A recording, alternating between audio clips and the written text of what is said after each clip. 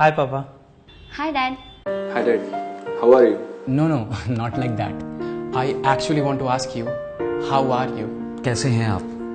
I'm asking you because मैंने कभी आपसे पूछा ही नहीं. Never. Maybe because I was a bit scared of you as a child. आप थे इतने strict. बात बात पे मुझे डांट देते थे. अब चाहे वो पढ़ाई को लेकर हो, चाहे वो रात को देर तक जागने की वजह से या फिर सुबह देर तक सोने की वजह से. कभी कभी इधर उधर घूमने के कारण, तो कभी कभी घर के बाहर खड़े होकर दोस्तों से बातें करने के कारण. और मेरे दोस्त, let's not even talk about them. आपको तो कभी पसंद ही नहीं आया. सबके सब आपको आवारा लगते थे जो मुझे बिगाड़ देंगे. I never felt that close to you. I mean, how could I? You never showed your emotions in front of me. You were always like this. The strong person who can never be affected by anything in this world. Ups and downs, highs and lows. आप हमेशा वैसे ही थे. Rigid, unmoved. मुझे आज भी याद है जिस दिन मेरे एंट्रेंस एग्जाम्स का रिजल्ट आया था.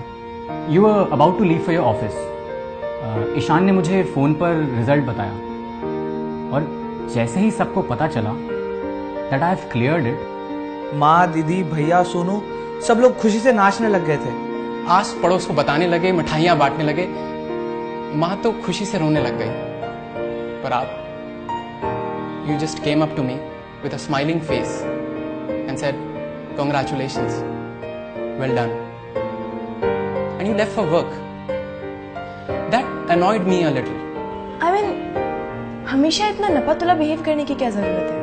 एंड शायद इसीलिए I never felt close to you. I never felt like asking you, how are you? And मैं आपसे क्या पूछूं कि आप कैसे हो? अगर कोई प्रॉब्लम होगी तो आप थोड़ी मुझे बताने वाले हो. और अगर आपने मुझे बता भी दिया तो मैं क्या ही कर लूंगा. I mean, it's you who has solved all my problems. Who has an answer to all my questions? Who knows what is right and what is wrong? And if you cannot figure it out, then how would I? But last time when you visited, something different happened. You asked me to book your tickets because the online booking portal was too complicated for you to understand. Even जब आप यहाँ थे, तो मुझे देर तक जागने के लिए आपने कभी नहीं टोका और ना ही सुबह जल्दी उठने के लिए कहा. घर से पास वाले पार्क का रास्ता आपने मुझसे 5 बार पूछा होगा. But still you didn't go for your morning walk because you were scared that you would be lost. I was surprised. But what shook me was the sadness and the tinge of tear in your eyes when you were leaving. My dad? मेरे पापा की आंखों में आंसू? Because वो मुझसे दूर जा रहे हैं? This is not you. This is not my father. My father never cries. He's not emotional. He's strong, strict and tough.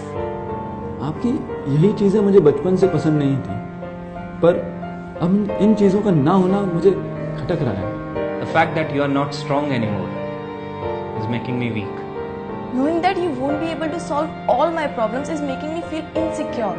And the fact that now you might need my help for doing as simple a task as booking an online ticket makes me feel responsible.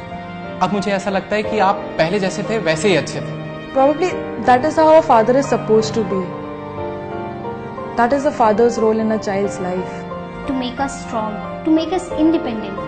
To make us tough. To prepare us for challenges of life. And to keep us grounded when we overcome them. That was your role. And you have done it perfectly. और अब मेरी बारी. मेरी बारी है आपका ख्याल रखने की. अब मेरी बारी है अपना रोल निभाने की. Now it's my turn to take all your responsibilities and solve all your problems. I know your problems will be nothing as compared to what I used to pose in front of you.